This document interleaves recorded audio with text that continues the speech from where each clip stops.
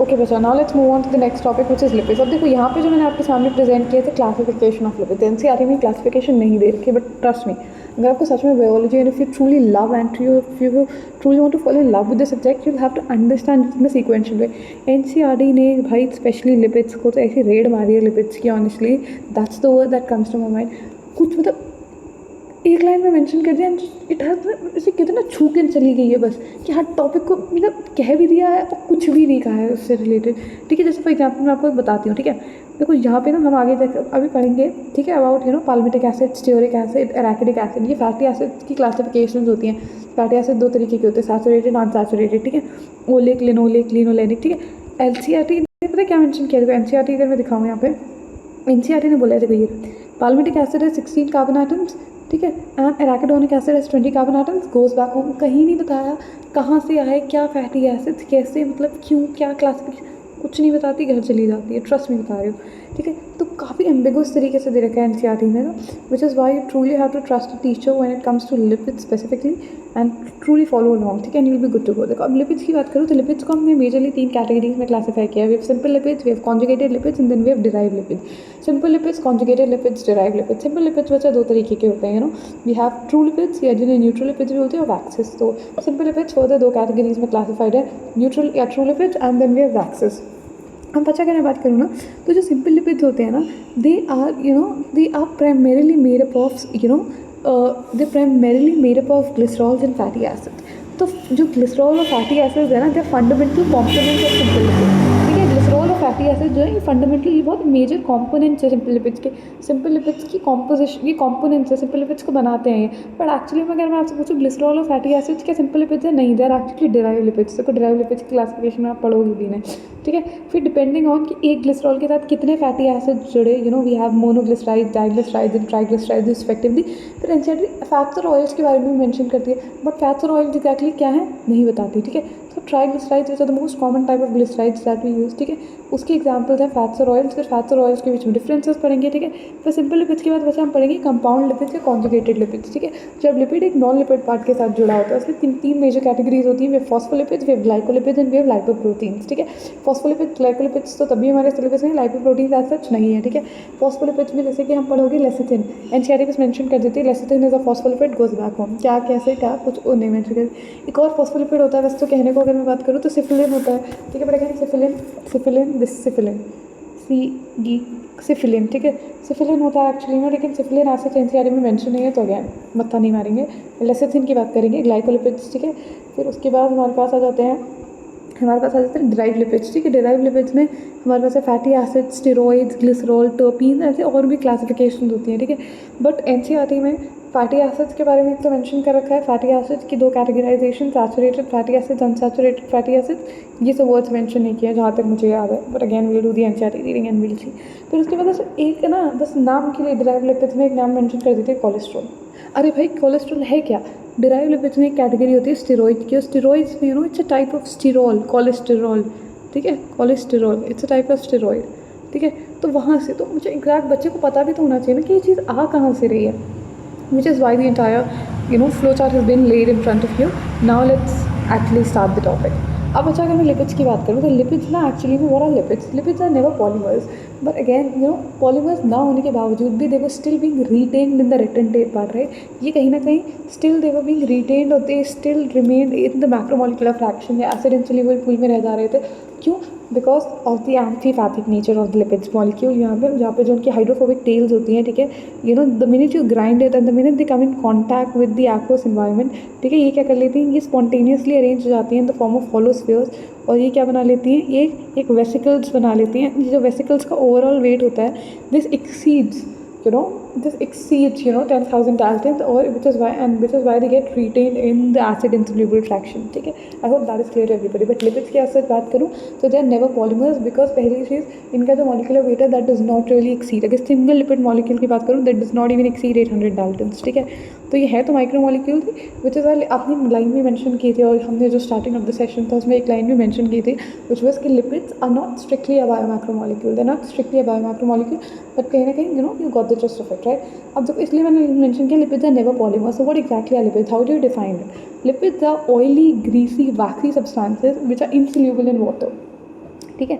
Lipids क्या होते हैं? फैटी, वैक्सी, ऑयली, ग्रीवी सब्सटेंसेस जो पानी में इनसोल्यूबल होते हैं, पानी में नहीं घुलते, but they are soluble in organic solvents.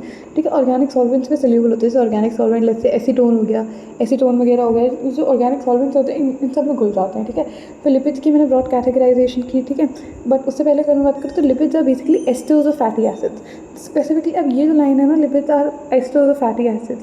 ठीक है, फैटी एसिड्स की स्टेरिफिकेशन मतलब मोस्टली लिपिड्स, जैसे आप देखोगे सिंपल लिपिड्स जो होते हैं, स्पेसिफिकली सिंपल लिपिड्स जो होते हैं वो फैटी एसिड्स की स्टेरिफिकेशन से, यानी जो फैटी एसिड एस्टर बॉन्ड्स बनाते हैं, फैटी एसिड्स की स्टेरिफिकेशन से बनते हैं। अभी ऑफकोर्स हम देखेंगे, हम सब बनाएंगे स्ट्रक्चर्स, डोंट वरी। ठीक है, अभी तक भी सब बहुत अच्छे से किया ना, so have some patience, have some trust. काफ़ी टाइम और मेहनत लगी है इस टॉपिक को समझने में और आपको समझा पाने में। ठीक है, so just give it some time. ठीक है, फिर लिपिड्स, एनसीईआरटी क्लाइंट मेंशन करते हैं लिपिड्स कैन सिंपली भी फैटी एसिड और ग्लिसरॉल। लिपिड एक फैटी एसिड भी हो सकता है, ग्लिसरॉल भी हो सकता है। और यहाँ से आती है बच्चों को पहली कंफ्यूजन, जहाँ बच्चों को लगता है कि ग्लिसरॉल, बिकॉज एनसीईआरटी ने बोला कि लिपिड्स कैन भी फैटी एसिड और ग्लिसरॉल। लिपिड्स एक फैटी एसिड भी हो सकते हैं, ग्लिसरॉल भी हो सकते हैं। बट अगर मैं आपसे पूछूँ क्या ग्लिसरॉल एक लिपिड है, what will be the answer? If you go by this sentence, you might feel like कि हाँ लिपिड्स फैटी एसिड भी हो सकते हैं, ग्लिसरॉल भी हो सकते हैं, बट एक्चुअली में glycerol is not lipid. In fact glycerol, याद करो बच्चा, अल्कोहल, फिनॉल, ईथर्स में ग्लिसरॉल का स्ट्रक्चर ट्राईहाइड्रोक्सी प्रोपेन। ठीक है, glycerol is not a lipid, it's an alcohol. In fact it's a simple alcohol and it's a basic building block of many lipids. So when NCERT says कि lipids can simply be a fatty acid और glycerol, NCERT का कहने का मतलब है कि जो majorly most of the lipids होते हैं, most of the simple lipids to be most specific, most of the lipids होते हैं उनकी जो बेसिक फंडामेंटल कॉम्पोजिशन होती है और फंडामेंटल कॉम्पोनेंट्स होते हैं वो होते हैं फैटी एसिड और glycerols. I hope that is clear to everybody. ठीक है, I hope that is clear to everybody. अब लिपिड्स को हमने मोटा क्लासीफाई किया into 3 major categories. We have simple lipids, we have conjugated lipids and then we have derived lipids. Simple lipids को मैंने classify किया into ट्रू फैट्स, ठीक है, एंड वैक्सेस। ट्रू फैट्स में यहाँ पे मैंने लिखा है fatty acid plus glycerol. Fatty acid plus glycerol मतलब आप यूजुअली देखोगे जो जितने भी सिंपल लिपिड्स होते हैं उनके जो मेजर या फंडामेंटल कंपोनेंट्स होते हैं वो होते हैं फैटी एसिड और ग्लिसरॉल। फैटी एसिड और ग्लिसरॉल से ही मिलकर बनते हैं। ठीक है, अब डिपेंडिंग ऑन कि कितने फैटी एसिड ग्लिसरॉल के मॉलिक्यूल्स के साथ जुड़ेंगे। ठीक है, अगर एक फैटी एसिड अटैच होगा वो भी डिटेल में पढ़ेंगे। एक फैटी एसिड जुड़ेगा तो मोनोग्लिसराइड बनाएगा, 2 फैटी एसिड जुड़ेंगे तो that will be disaccharide, 3 fatty acid जुड़ेंगे that will be refer to as trisaccharide, so on and so forth. I hope that is clear to everybody. ठीक है, उसके बाद बच्चा हमारे पास आ जाता है कॉन्जुगेटेड लिपिड्स या कंपाउंड लिपिड्स। क्या आ जाते हैं? कॉन्जुगेटेड लिपिड्स या कंपाउंड लिपिड्स, जिसमें एक लिपिड नॉन लिपिड पार्ट के साथ जुड़ा होता है। और इसमें बच्चा एक ही एग्जाम्पल है जो हमें पढ़ना है, which is of lecithin. Lecithin एक तरीके का फॉस्फोलिपिड है। तो कॉन्जुगेटेड लिपिड्स में मैंने आपको कैटेगराइजेशन बताई थी ना, हमारे पास होता है फॉस्फोलिपिड्स, ग्लाइकोलिपिड्स, लाइपोप्रोटीन्स। तो कॉन्जुगेटेड लिपिड्स में कैटेगरी होती है फॉस्फोलिपिड्स की। ठीक है, फॉस्फोलिपिड बैकबोन। ठीक है, तो फॉस्फोलिपिड का एक एग्जाम्पल है लेसिथिन। ठीक है, हम पढ़ेंगे। उसके डिराइव लिपिड्स में एनसीईआरटी बस कोलेस्ट्रॉल मेंशन करके चली जाती है, बट डिराइव लिपिड्स में जैसे कि मैंने आपको बताया कई सारी कैटेगरीज होती है हमारे पास। फैटी एसिड्स होते हैं, steroids, glycerol, terpenes, also glycerol. Glycerol तो बस हमें यही बता दिया कि वो एक फंडामेंटल कॉम्पोनेंट है। ग्लिसरॉल के बारे में थोड़ा सा डिस्कशन है। टर्पीन्स के बारे में हम सेकेंडरी मेटाबोलाइट में ऑलरेडी पढ़ चुके हैं, तो एक सिंगल लाइन मेंशन है। टर्पीन्स क्या होते हैं? टर्पीन्स के एग्जाम्पल, ठीक है, मोनोटर्पिनॉइड्स एंड डाइटर्पिनॉइड्स। ठीक है, यही तो था, राइट। ठीक है, तो उससे ज़्यादा मेंशन नहीं है, तो हम भी will refrain ourselves from discussing that because already we will be going a little beyond NCERT. ठीक है, फैटी एसिड्स की क्लासिफिकेशन कर दी है सैचुरेटेड, अनसैचुरेटेड में। और जैसे कि मैंने बोला डिराइव लिपिड्स में एक एग्जांपल मेंशन कर दिया एनसीईआरटी विच इज कोलेस्ट्रॉल। और कोलेस्ट्रॉल आया कहाँ से? डिराइव लिपिड्स की एक सब कैटेगरी होती है विच इज स्टेरॉइड्स। तो स्टेरॉइड्स का एग्जाम्पल होता है cholesterol. I hope that is clear to everybody. ठीक है, अभी काम करते हैं, let's get on to the actual topic. अब देखो, सिंपल लिपिड्स जैसे मैंने बताया, सिंपल लिपिड्स के फंडामेंटल कंपोनेंट्स है ग्लिसरॉल एंड फैटी एसिड्स। ठीक है, सिंपल लिपिड्स के फंडामेंटल कंपोनेंट्स क्या है? सिंपल लिपिड्स के फंडामेंटल कंपोनेंट्स है glycerol and fatty acids, right. तो अब देखो ये कैसे बनते हैं एक्चुअली में अगर हम देखें। ठीक है, if you look at it how are they actually formed, right. So let's do that together. अब देखो, लेट मी राइट डाउन। एक काम करते हैं, let's open a blank slide and let's just draw it together, shall we should, I think. ठीक है, अब देखो एक काम करते हैं, let me open a blank slide first. ठीक है, एक मिनट। अब एक काम करते हैं, ग्लिसरॉल का स्ट्रक्चर बनाते हैं, let's just do it together.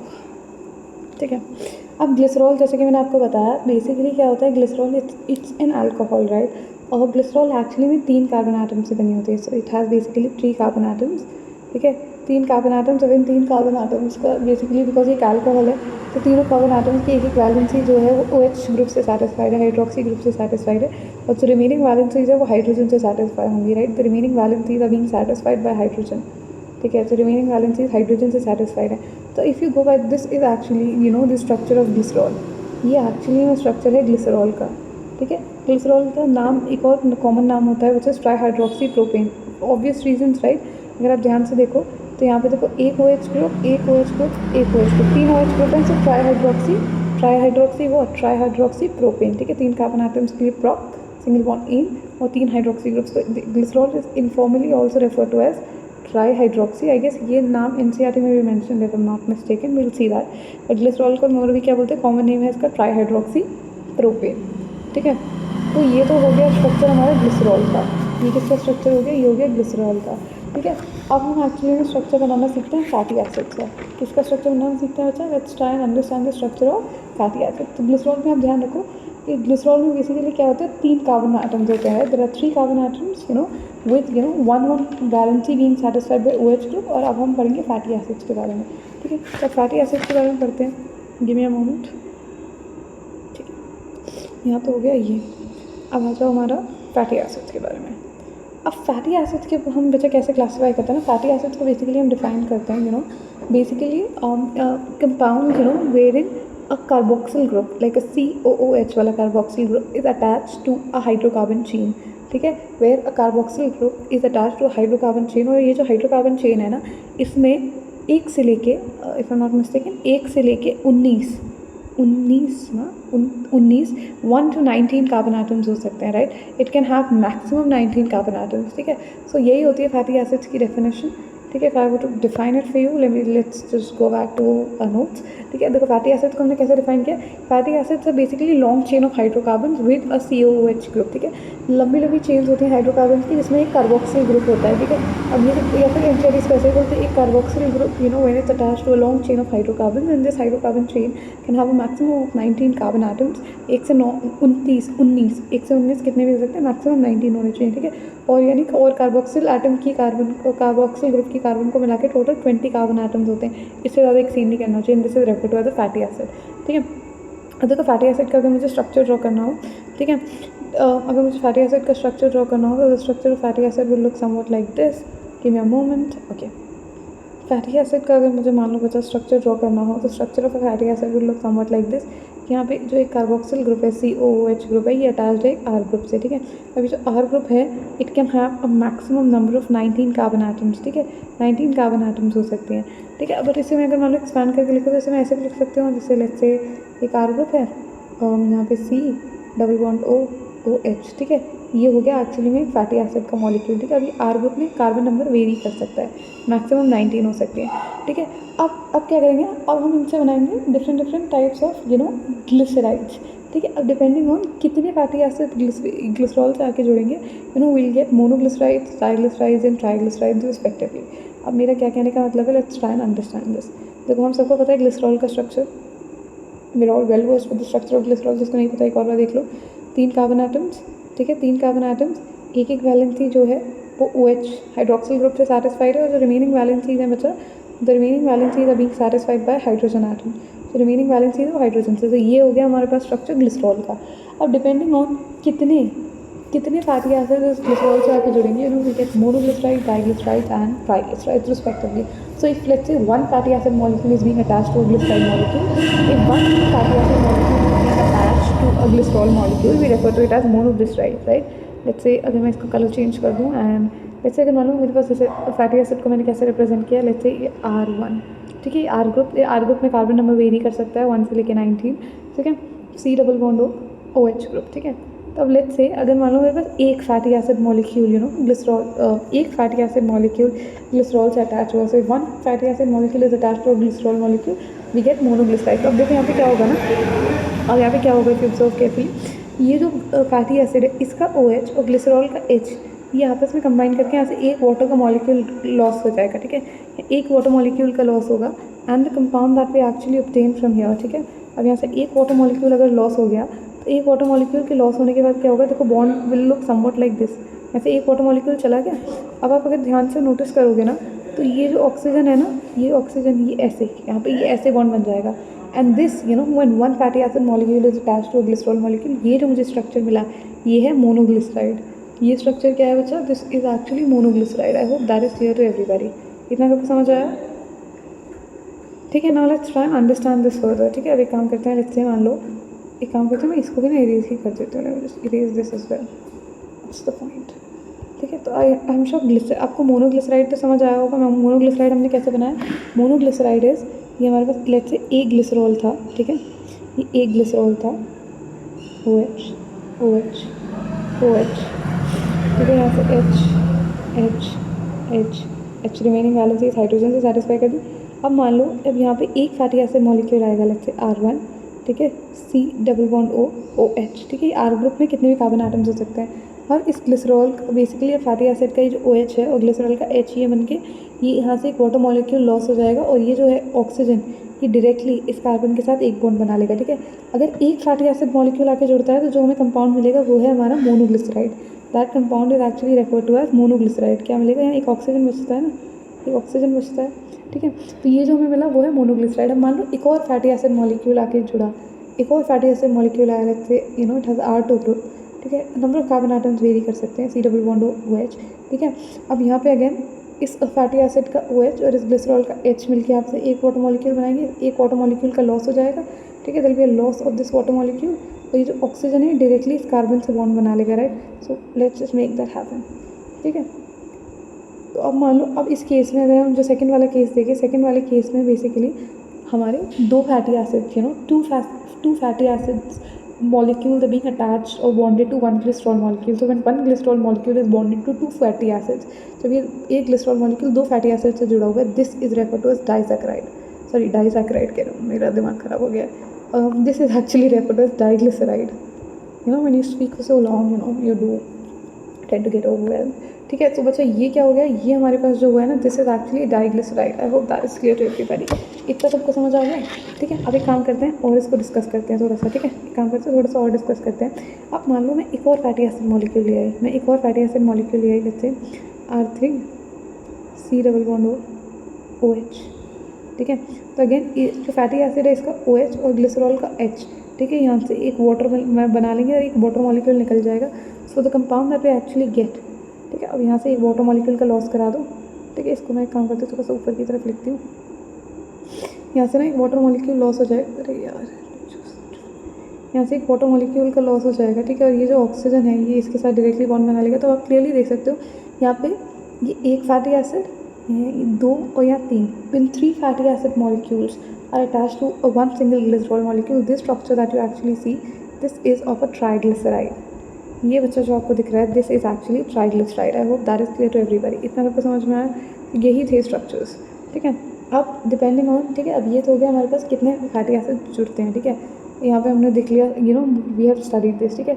तो सबसे पहले हमने सिंपल लिपिड्स की बात की, सिंपल लिपिड्स जिसमें भी हम ट्रू फैट्स की बात करते हैं, वैक्सेस की बात नहीं करते हैं। सर वैक्सेस का अगर मुझे एक एग्जाम्पल, जैसे हमने सिंपल लिपिड्स को क्लासीफाई किया था ना, दो कैटेगरी में सिंपल लिपिड्स को हमने क्लासीफाई किया था into true fats and waxes. True fats को हम डिस्कस करेंगे, मोनोग्लिसराइड्स, ट्राइग्लिसराइड्स, ये डाइग्लिसराइड, सब ट्रू फैट्स हैं। फिर वैक्सेस भी था, वैक्सेस को ऐसे हम डिस्कस नहीं करते, नॉट पार्ट ऑफ सिलेबस, ठीक है। वैक्सेस में जैसे आ गया हमारा ईयर वैक्स जो हो गया, ठीक है, वो वैक्सेस वो एक वैक्स होता है। हनी कोम्ब में आपने देखा होगा वैक्स, ठीक है, वो वैक्स हो गया, ठीक है। सो वैक्सेस के एग्जाम्पल्स वो होते हैं, ठीक है। अब जैसे कि सिंपल लिपिड्स में हमने देखा, सिंपल लिपिड्स के प्राइमरी कंपोनेंट्स क्या होते हैं, ग्लिसरॉल और fatty acids. Depending on how many fatty acids are being bonded to one single molecule of glycerol, you get monoglyceride, diglycerides, triglycerides, ठीक है। अब ये इनके बीच में जो बॉन्ड बना, ये कौन सा बॉन्ड था, if we just actually forgot to pay attention and I forgot to tell you, अब देखो, अगर आप थोड़ा सा ध्यान से ऑब्जर्व करो बच्चे, ये कौन सा बॉन्ड है, ठीक है। If I take a different colour and let's do take golden, ठीक है। अब यहाँ पे कौन सा बॉन्ड बनाया आपको दिख नहीं रहा, RCOO R dash, this bond, ये कौन सा कंपाउंड होता है, RCOO, बताओ, asters, which is why during the beginning of the session I mentioned that lipids are nothing but esters of fatty acids. Esters of fatty acids, because fatty acids एक ester bond बनाते हैं glycerol के साथ, and the compound that you actually obtain are lipids. I hope that's making sense, right? तो आपको ये यहाँ पे क्लियरली दिख रहा होगा, राइट। ये R देखो, ये R C double bond O OH, ठीक है, R C double bond O R dash, ठीक है। ये जो बॉन्ड्स दिख रहे हैं देखो, एक दो तीन एस्टर बॉन्ड्स बने हैं इस केस में, ट्राइग्लिसराइड अभी तो, ठीक है। तो ये जो एस्टेरिफिकेशन दिख रही है फैटी एसिड्स की, and that's how you obtain it, right. तो मोनोग्लिसराइड्स हमने देख लिया कैसे बना, फिर डाइग्लिसराइड्स भी हो गया और ट्राइग्लिसराइड्स भी हो गया। देखो डाइग्लिसराइड्स में एक फैटी एसिड मॉलिक्यूल और दो फैटी एसिड मॉलिक्यूल, तो जब दो फैटी एसिड मॉलिक्यूल एक ग्लिसराइड के साथ जुड़ते हैं तो क्या होगा, दो वाटर का लॉस होगा, दो वाटर मॉलिक्यूल्स का लॉस होगा, यहाँ से एक OH, सॉरी फैटी एसिड से OH और ग्लिसरॉल से H, फैटी एसिड से OH, ग्लिसरॉल से H, यहाँ से 2 वाटर मॉलिक्यूल्स रिमूव होंगे और ये जो ऑक्सीजन है ये इस कार्बन से डायरेक्ट बॉन्ड बना लेगा और यहाँ देखो हमारे पास 2 एस्टर बॉन्ड्स हमें दिखेंगे, वी सी 2 एस्टर बॉन्ड्स, ठीक है, डाइग्लिसराइड। फिर ट्राइग्लिसराइड में क्या होगा, 1 2 3 फैटी एसिड्स, ठीक है, तो 3 वाटर मॉलिक्यूल्स को लॉस होगा and we get triglycerides. I hope that is clear to everybody, ठीक है। फिर बच्चा अगर हम ट्राइग्लिसराइड्स में भी देखें ना, तो ट्राइग्लिसराइड्स में भी triglyceride they are the most common type of lipids that we eat, right. Triglyceride सबसे कॉमन तरीके के लिपिड्स हैं जो हम एक्चुअली कंज्यूम करते हैं। ट्राइग्लिसराइड्स में ट्राइग्लिसराइड्स में सबसे कॉमन एग्जांपल आ गए फैट्स और ऑयल्स, राइट। फैट्स और ऑयल्स दोनों में डिफरेंस क्या होता है, दोनों में एक स्लाइट डिफरेंस है कि जो फैट्स होते हैं बेसिकली फैट्स में आ जाते हैं हमारे बटर, हमारा घी। ऑयल में आ जाते हैं हमारे सारे वेजिटेबल ऑयल जैसे कि sunflower oil, mustard oil, gingelly oil. अब जिंजली ऑयल आई थिंक वो NCERT में मेंशन है जिंजली ऑयल, हेंस एवरीथिंग है। जिंजली ऑयल की अगर बात करूँ तो जिंजली ऑयल बच्चा इसको सेसमे ऑयल बोलते हैं, तिल का तेल है यार, ठीक है। अब ऐसे बोलने में कितना बेकार लग रहा है ना, तिल का तेल है यार, ठीक है। Gingelly oil a fancy term, right.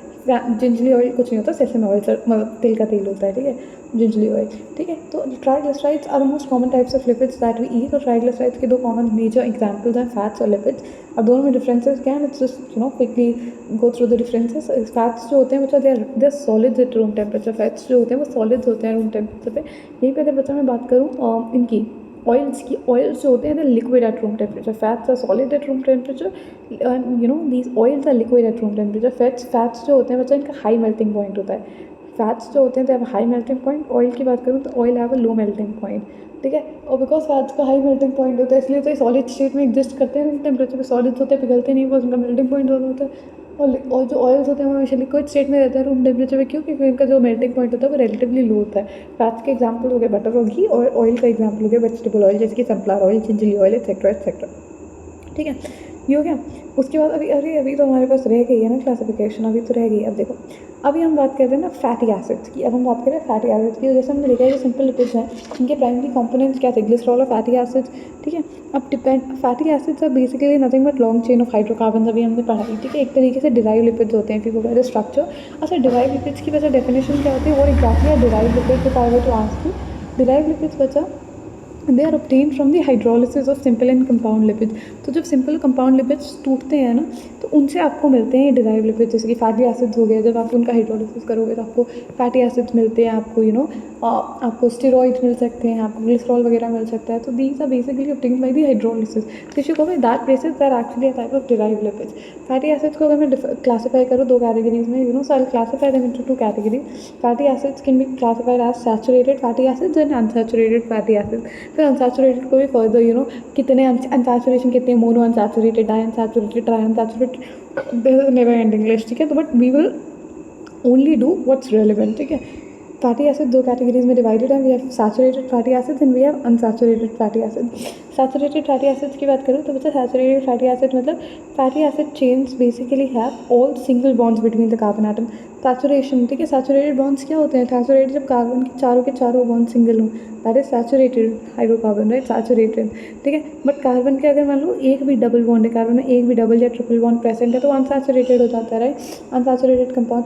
So saturated fatty acid मतलब there are only single bonds in the fatty acid chain. Fatty acid की जो चेन होती है, राइट, फैटी एसिड क्या है, R group bonded to a COOH, तो COOH group bonded to an R group, right. और ये R group is a chain of hydrocarbon जिसमें मैक्सिमम हमारे पास 19 हाइड्रोकार्बन हो सकते हैं, right. I hope that is clear to everybody. अब सैचुरेटेड फैटी एसिड्स में बच्चा हमारे पास 3 मेजर एग्जाम्पल आ जाते हैं, ठीक है। हमारे पास आ जाता है we have palmitic acid, we have stearic acid, we have arachidic acid. Saturated fatty acids का एग्जाम्पल है palmitic acid, stearic acid, arachidic acid. याद करने का तरीका, पाल्मिटिक एसिड में 16 कार्बन एटम्स होते हैं, फिर स्टीयरिक एसिड में 18 कार्बन एटम्स होते हैं, और अराकिडिक एसिड में 20 कार्बन एटम्स होते हैं। 16, 18, 20, सो 2 का एडिशन है, ठीक है, इंक्लूडिंग द कार्बोक्सिल कार्बन, ठीक है। तो पाल्मिटिक एसिड का फॉर्मूला क्या होता है, R group, basically R group में COOH अटैच्ड है ना, राइट। तो पहला जो आर ग्रुप होगा that will be CH3 group, right. फिर CH2 कितनी बार आएगा, total 14 times, right, because total 16 carbon atoms है ना, टोटल 16, तो 4 देखो, एक ये हो गया, 2 ये हो गया, 14 ये हो गया, total 16, right. CH3 CH2 whole 14 COOH, this is the formula of palmitic acid. फिर स्टीयरिक एसिड में 18 कार्बन एटम्स, 18 कार्बन एटम्स तो क्या हो जाएगा CH3, ठीक है, ये COOH, 2 कार्बन एटम्स तो फिक्स हो गए, 18 में से 2 गए, 16 बचे, तो यहाँ पे बीच में ये CH2, 16 CH2 ग्रुप्स, ठीक है, CH3 CH2 होल 16 COOH, ठीक है। ठीक है। तो ये हो गया हमारा स्टीयरिक एसिड। और स्टीयरिक एसिड के बाद अराकिडिक एसिड की बात करूँ तो अराकिडिक एसिड में हमारे पास 20 कार्बन आइटम्स होते हैं। अराकिडिक एसिड में हमारे पास 20 कार्बन आइटम्स होते हैं, ठीक है। 20 carbon atom CH3 CH2 whole 18 COOH, ठीक है। अब आप काउंट करोगे तो देखो यहाँ 1, यहाँ 18 एंड यहाँ पे 20, ठीक है। तो यहाँ पे 1 और 18 19 और ये 20, ठीक है। So this is the formula of arachidic acid, ठीक है। अब ये तो हो गया। अब अनसैचुरेटेड अगर मैं फैटी एसिड्स की बात करूँ तो the fatty acid, you know, unsaturated fatty acid they have at least 1 carbon double और triple bond in the hydrocarbon chain, mostly double bonds, ठीक है।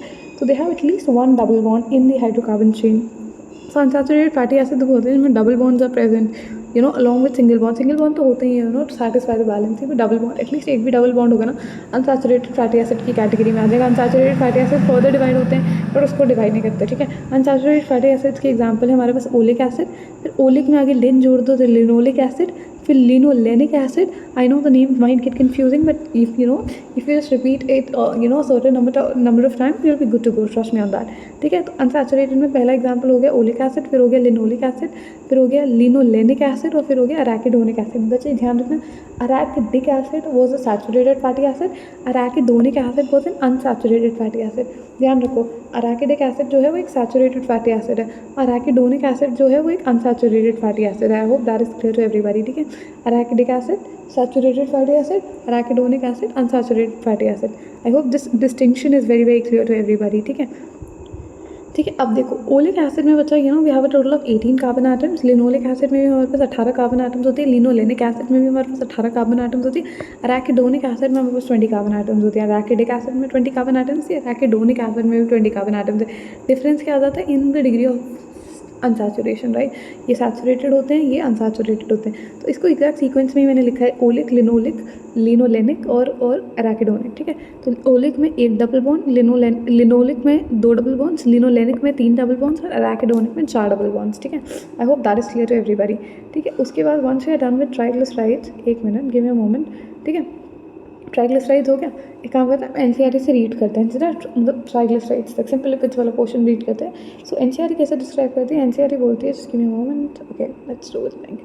एनसीईआरटी बोलती है lipids are generally water insoluble, lipids पानी में इंसोल्यूबल होते हैं। They could be simple fatty acids, ठीक है। अब यहीं से कि lipids could be simple fatty acid, lipid simple fatty acids भी तो हो सकते हैं। फैटी एसिड भी तो एक तरीके से डिराइव लिपिड्स ही हैं, राइट, ठीक है। अब एक fatty acid has a carboxyl group attach to an R group, ठीक है। हमने अभी देखा, राइट, फैटी एसिड में क्या होता है, कार्बोक्सिल ग्रुप होता है which is attach to an R group, right. And the R group could be a methyl group, could be an ethyl group और a higher number of CH2 groups, ठीक है। 1 से लेके 19 कार्बन आइटम्स। अब ये R group ना methyl group भी हो सकता है, CH3COOH, ठीक है। It could be ethyl group C2H5COOH, और ये जो R ग्रुप है मैक्सिमम 19 कार्बन आइटम्स तक आ सकते हैं, right. The R group could be a methyl or ethyl or a higher number of CH2 groups, right? 1 carbon से लेके 19 carbon atoms. So for example, palmitic acid has 16 carbon atoms including carboxylic carbon। अचानक से बस palmitic acid छोड़ दिया, क्या palmitic acid कैसे, ठीक है। बस हमें ये बताया कि फैटी एसिड का एक एग्जाम्पल देते हैं, palmitic acid कैसे, palmitic क्या भाई। फैटी एसिड्स की 2 कैटेगराइजेशन हैं, we have saturated, we have unsaturated fatty acids, ठीक है। इसलिए हमने तो बच्चा 2 एक्स्ट्रा भी कर लिया, राइट। पाल्मिटिक के अलावा स्टीयरिक और अराकिडिक, ठीक है। पाल्मिटिक में 16, स्टीयरिक में 18 और अराकिडिक में 20, ठीक है। तो पाल्मिटिक एसिड है 16 carbon items including the carboxyl carbon. फिर डायरेक्टली मूव हो गई अराकिडोनिक पे जंप कर दिए। अनसैचुरेटेड का एग्जांपल जो है, अराकिडोनिक एसिड है 20 carbon items including the carboxyl carbon. Unsaturated bond के बारे में कुछ नहीं बताया। Now fatty acids could be saturated यानी विदाउट डबल बॉन्ड, और अनसैचुरेटेड भी हो सकते हैं विद 1 और more double bonds, right. It they could be saturated मतलब विदाउट डबल बॉन्ड, ठीक है। चारों के चारों बॉन्ड सिंगल हो, या फिर मतलब एक डबल बॉन्ड, एक या एक से ज़्यादा डबल बॉन्ड्स भी हो सकते हैं अनसैचुरेटेड में। Another simple lipid is glycerol which is try और हाइड्रोक्सी प्रोपेन। अब देखो ये ना एक्चुअली में एक बहुत बड़ा मिसनोमर है। अब अगर आप एक्चुअली में देखो, another simple lipid is glycerol. अब जब ये कह रहे हैं एक और सिंपल लिपिड जो है वो ग्लिसरॉल है, क्या ग्लिसरॉल लिपिड है? अगर मैं आपसे पूछूँ, नहीं। ग्लिसरॉल का केमिकल नेचर हमें बहुत क्लियरली पता है, it is an alcohol not lipid, right. Simple lipid is glycerol. उससे यहाँ पे इनको वही तो मैं बोलती हूँ, एनसीईआरटी अपनी कही हुई बातों को फिर कॉन्ट्रडिक्ट कर देती है। अभी यही चीज़ इन्होंने एल्डिहाइड कीटोन कार्बोक्सिलिक एसिड में बोलेंगे, इसको ये अल्कोहल है, क्लियरली अल्कोहल है भाई। Glycerol is a fundamental component of simple lipids. की सिंपल लिपिड्स के जो 2 मेन कंपोनेंट, तो फंडामेंटल कंपोनेंट है वो फैटी एसिड तो ग्लिसरॉल ही है, ठीक है। और ग्लिसरॉल एक तरीके से कह लो, एक तरीके से डिराइव लिपिड भी यार, मतलब चलो कह लो it's a type of derive lipid, but directly इसको स्ट्रेट अवे लिपिड बोलना is according to me chemically it's not correct, but ठीक है चलो वी गो बाय एनसीईआरटी। ठीक है, another simple lipid is glycerol. Glycerol trihydroxy propane है, मैंने आपको स्ट्रक्चर भी ड्रॉ करके दिखाया। फिर एनसीईआरटी बोलती है मेनी लिपिड्स है both glycerol and fatty acids. कई सारे लिपिड्स होते हैं इनमें दोनों ग्लिसरॉल और फैटी एसिड्स होते हैं।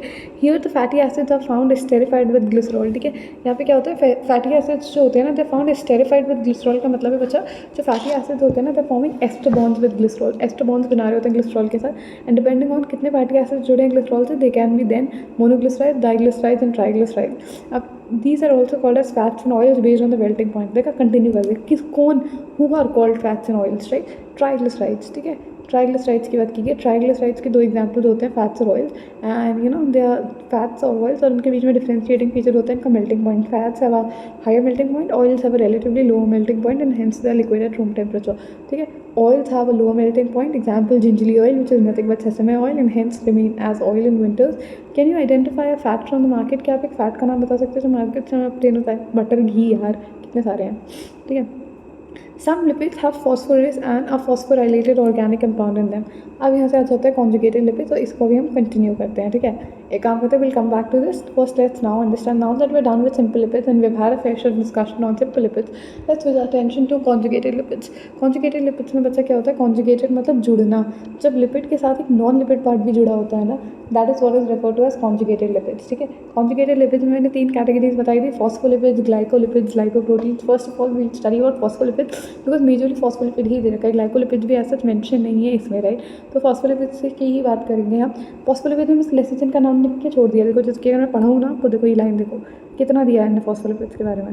देखो इन्होंने दे रखा है सम लिपिड्स हैव फॉस्फोरस, कुछ लिपिड्स में फॉस्फोरस होता है ना, phosphorylated organic compound in them. Some lipids have phosphorus and a phosphorylated organic compound in them and these are phosphorus, they are found in the cell membrane. Lecithin is one example, बस इतना खत्म। ठीक है, थोड़ा तमीज़ से पढ़ लेते हैं। ठीक है, कॉन्जुगेटेड लिपिड्स में लिपिड के साथ एक नॉन लिपिड पार्ट जुड़ा होता है। अगर वो मान लो नॉन लिपिड पार्ट एक फॉस्फेट ग्रुप है, ठीक है, फॉस्फेट ग्रुप है। अब ये नॉन लिपिड पार्ट कुछ भी हो सकता है ना, फॉस्फेट ग्रुप भी हो सकते हैं, प्रोटीन्स भी हो सकते हैं, शुगर्स भी हो सकते हैं। ठीक है, अब मान लो अगर, ठीक है, तो वो नॉन लिपिड पार्ट कुछ भी हो सकता है। अब मान लो अगर नॉन लिपिड पार्ट फॉस्फेट है तो that will be refer to as the phospholipid. ठीक है, ग्लाइकोलिपिड्स की अगर मैं बात करूँ जो और इसकी कैटेगराइजेशन होती है, राइट? कॉन्जुगेटेड लिपिड्स में फॉस्फोलिपिड्स, ग्लाइकोलिपिड्स में एक्चुअली में अगर हम देखें तो हमारे पास ग्लाइकोलिपिड्स में लिपिड्स के साथ कार्बोहाइड्रेट जुड़ा होता है। ठीक है, फिर लाइपोप्रोटीन्स आ जाते हैं, लाइपोप्रोटीन्स में लिपिड्स के साथ प्रोटीन्स जुड़े होते हैं। फिर नॉन लिपिड पार्ट कुछ भी हो सकता है। ठीक है, अब मान लो अगर लिपिड्स के साथ फॉस्फेट जुड़े हों तो what we actually get is a phospholipid. ठीक है, अब देखो, अब मैं फॉस्फोलिपिड्स के ना कुछ फीचर्स आपको बताती हूँ। ठीक है, अब फॉस्फोलिपिड्स का एक बहुत मेजर एग्जाम्पल और बहुत अच्छा एग्जाम्पल दे रखा है इन्होंने लेसिथिन के बारे में। लेसिथिन एक्चुअली एक सर्फेक्टेंट होता है। ठीक है, अब एक काम करते हैं, पहले लेसिथिन का स्ट्रक्चर ड्रॉ कर लेते हैं and then will discuss any further. एक काम करते हैं, ठीक है, लेसिथिन का एक्चुअली में एक स्ट्रक्चर ड्रॉ कर लेते हैं पहले, अंडरस्टैंड द स्ट्रक्चर। तो देखो लेसिथिन के बच्चे में एक्चुअली में बात करूँ ना तो मैंने pick up my pen, was the pen okay. देखो तो हमारे लेसिथिन की अगर बच्चे में बात करें, राइट, तो लेसिथिन में ना बेसिकली हमारे पास ग्लिसरॉल, पहले बात है जो ग्लिसरॉल की बैकबोन होती है, ग्लिसरॉल क्या, तो 3 कार्बन एटम्स होते हैं, राइट?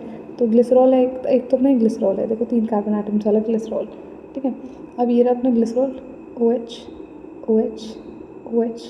रिमेनिंग वैलेंसीज हाइड्रोजन से सेटिस्फाई कर दो। ठीक है, रिमेनिंग वैलेंसीज जो है बच्चा वो किससे सेटिस्फाई कर दो, हाइड्रोजन से सेटिस्फाई कर दो। अब एक और चीज़, अब पता है क्या होगा, जब पहले 2 कार्बन एटम्स है, राइट, तो फर्स्ट 2 कार्बन एटम्स उनसे 2 फैटी एसिड्स आके जुड़ेंगे, राइट? तो 2 fatty acids will attach to the first 2 carbon atoms of the glycerol via ester bonds, right? So मान लो यहाँ पे 2 अगर हमारे पास फैटी एसिड्स आएंगे तो ये हाइड्रोजन में रिमूव कर दूँ, right? Can I remove the hydrogen aspect, right? Hydrogen से रिमूव हो जाएगा वाटर मॉलिक्यूल के फॉर्म में। ठीक है, तो यहाँ पे क्या हो जाएगा, C double bond O R1। ठीक है, यहाँ पे let's say C double bond O R2। The first 2 molecules, the first 2 carbon atoms of the glycerol are attached to fatty acids। अब ये थर्ड बेसिकली हमारे पास कार्बन आइटम होता है, it's attach to the phosphate group. So phosphate group is attach to the third carbon of the glycerol, right? अब phosphate का actually formula क्या होता है, फॉस्फेट की अगर मैं बात करूँ तो फॉस्फेट का एक्चुअली फॉर्मूला क्या होता है, H3PO4, राइट? इसको मुझे रिप्रेजेंट करना होगा, देखो P डबल बॉन्ड O, ठीक है, OH यही होता है, P डबल बॉन्ड OH। ठीक है, तो एक बात बताओ, यहाँ पे भी अगर ये OH आएगा, ठीक है, तो ये OH और ये H, ये आज इसका OH और इसका H ये वाटर के फॉर्म में निकल जाएगा, राइट? ये वाटर के फॉर्म में निकल जाएगा. So what I am left with is only this much portion. ठीक है, अभी देखो ये स्ट्रक्चर देखना कम होता जाएगा धीरे धीरे. ठीक है, तो मेरे पास ये सिर्फ एक ऑक्सीजन बचा, बस वो एक OH निकल गया, और यहाँ पे एक OH था यार, और इसमें भी एक OH था. ठीक है, तो इसका OH और इसका H निकल जाएगा राइट. तो ये पूरा OH ग्रुप गया. ठीक है, सो अब देखो अभी पूरा OH ग्रुप गया. अब इससे आके क्या जोड़ा, इससे आके जोड़ा phosphate. Phosphate is P double bond O, P double bond O, यहाँ पे OH और यहाँ पे OH राइट. अब देखो, अब फॉस्फेट ग्रुप से भी ना, phosphate group is also often further attach to a choline group. ठीक है, अब बच्चा कोलिन ग्रुप क्या होता है? कोलिन ग्रुप के लिए यार मुझे इसे रेस करना पड़ेगा भाई, समटाइम्स आई वंडर यार. चलो छोड़ो, खैर या अब बच्चा अपने पास होता है कोलिन ग्रुप. अब ये कोलिन ग्रुप जुड़ेगा ना, तो यहाँ से एक हाइड्रोजन, ये एक ऑक्सीजन से जुड़ेगा, तो यहाँ से एक हाइड्रोजन को जाना पड़ेगा. ठीक है, तब यहाँ से एक कोलिन ग्रुप अटैच होगा. कोलिन ग्रुप क्या होता है? Choline is CH2 nitrogen. यहाँ पे अब ये नाइट्रोजन फर्दर 3 कार्बन आटम चल रहा है, CH3 और CH3. ठीक है, तो ये नाइट्रोजन अगर 4 बॉन्ड बना रहा है, तो वैसे नाइट्रोजन 3 बॉन्ड्स बना रहा है, तो इसमें स्लाइट पॉजिटिव चार्ज आ जाता है. ठीक है, अब ये जो ग्रुप आपको दिख रहा है बच्चा, this is actually refer to as a choline group. ये कौन सा ग्रुप है? ये एक्चुअली में कोलिन ग्रुप है. This is actually a choline group. I hope that is clear to everybody. ठीक है, ये हो गया अपना phosphate group. This is the phosphate group, and this what you see right on your screen is the structure of a lecithin. Lecithin में क्या होता है? एक ग्लिसरॉल की बैकबोन होती है. ठीक है, the 2 fatty acids are attached to the first carbon and the second carbon atom of the glycerol via ester bonds. Third carbon atom पे एक फॉस्फेट ग्रुप जुड़ता है, और फॉस्फेट फर्दर अटैच्ड होता है कोलिन ग्रुप से. ठीक है, I hope that is clear to everybody. तो आपको समझ में आया. अगर मैं बात करूँ बेसिकली लेसिथिन होता क्या है, अगर मैं स्पेसिफिकली बात करूँ व्हाट एग्जैक्टली इज लेसिथिन, तो lecithin is basically a lung surfactant. याद है, तो बच्चा पैदा होता है, बच्चा रोता है. Y is it? बिकॉज वो पहली बार प्लेसेंटा का सहारा छोड़ के खुद अपनी लंग्स की मदद से सांस ले रहा होता है. ठीक है, तो लंग्स बेसिकली एक लंग सर्फेक्टेंट होता है that lines the alveoli, basically जो एल्वेलाई को फुला के रखता है right. It's a lung surfactant that kind of lines the alveoli. इसका काम होता है सरफेस टेंशन रिड्यूस करना एल्वेलाई में, प्रिवेंट देम फ्रॉम कोलैप्सिंग. जब हम एक्सेल करते हैं, ठीक है, तो एयर बाहर निकल रही है, तो हमारी एल्वेलाई को कोलैप्स ना होने देने का काम यही करता है. ठीक है, lecithin is a very important lung surfactant, और इसके बारे में हम डिस्कशन करते हैं डिटेल में इन द रिस्पेक्टिव चैप्टर्स. फिर उसके बाद अगर मैं बताऊँ, बिकॉज ऑफकोर्स एक लंग सर्फेक्टेंट है and it's lining the alveoli, तो ये सिंथेसाइज किसके द्वारा होता है? Synthesize and secreted by type 2 alveolar epithelial cells to be more precise. ठीक है, तो ये जो लेसिथिन है ना, यहाँ पे लेसिथिन की बात हो रही है फॉस्फोलिपिड में. Lecithin is actually secreted by cell membrane. किसकी cell membrane? secreted by cell membrane में भी epithelial type 2 alveolar epithelial cells they secrete lecithin. ठीक है, उसके बाद बच्चा एनसीईआरटी ने एक और फॉस्फोलिपिड की बात की है, if I'm not mistaken.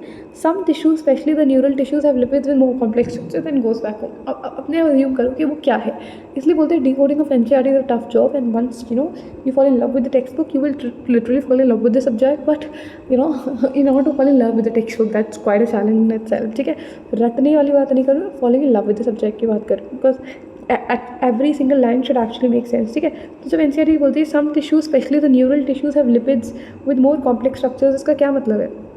जब एनसीईआरटी बोलती है कुछ टिश्यूज़ होते हैं specially neural tissues, they have lipids with more complex structures. Neural tissues में बच्चा ये बात करिए माइलिन शीट की, तो देयर आर स्पेशलाइज्ड लिपिड्स जैसे कि myelin sheath, that's a phospholipid and it's present around neurons. ठीक है, तो माइलिन शीट ना एक्चुअली में it's majorly composed of lipids right. इसमें लगभग माइलिन शीट की अगर मैं बात करूँ तो माइलिन शीट में लगभग 80% लिपिड्स होते हैं, 80% लिपिड्स होती है इसकी कॉम्पोजिशन, और जो रिमेनिंग 20% होती है that's protein right. So 80% composition is lipid and the remaining 20% is protein right. अब जो लिपिड होता है बेसिकली जो बेसिकली लिपिड कंपोनेंट होता है, अरे बाबा, जो लिपिड कंपोनेंट होता है ना लिपिड, अब lipid actually include the mixture of phospholipids, cholesterol, glycoproteins. ठीक है, तो जब ग्लाइकोलिपिड्स वगैरह आ जाते हैं तो बेसिकली कहीं ना कहीं माइलिन शीट में ना एक है अच्छा खासा 80% लिपिड है यार, तो मेजरली लिपिड से ही बना हुआ है. लिपिड में भी फॉस्फोलिपिड्स, कोलेस्ट्रॉल, ग्लाइकोलिपिड्स इन सबका मिक्सचर है, तो ये भी एक तरीके का फॉस्फोलिपिड की कैटेगरी में ही आ जाता है. ठीक है, तो तभी तो एनसीईआरटी बोलती है कि कुछ स्पेशल लिपिड्स होते हैं, स्पेशली कुछ some tissue specially the neural tissues, कुछ टिश्यू जैसे कि neural tissue they have lipid, उनके अराउंड लिपिड्स होते हैं. एक्सॉन्स राइट, जो एक्सॉन्स होते हैं हमारे बेसिकली न्यूरॉन का वो हिस्सा.